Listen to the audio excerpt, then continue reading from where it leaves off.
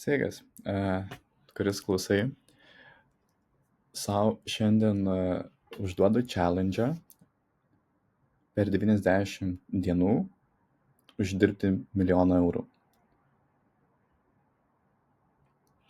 Dabar yra 49 minutės po 12 Australijos metu ir yra 2025 metai, October's 25th day.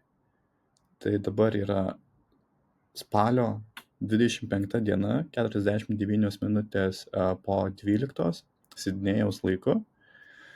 Ir nuimu šią dieną ir pradedu projektą.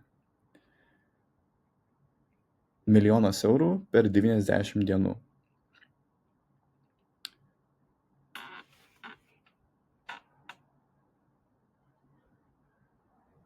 Turiu e-komercijos projektą, kuris šią akimirką žūsta.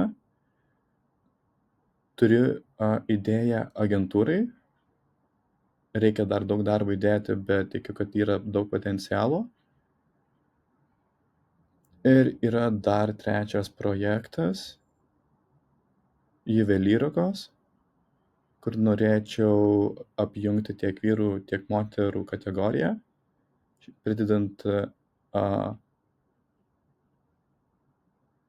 laikrodžius. Tai toks planas, €1 000 000 per 90 dienų su veikiančiais projektais. Ir šią akimirką studijuoju dirbtinį intelektą Australijoje, Sidnėjuje, būtent Business Intelligence College.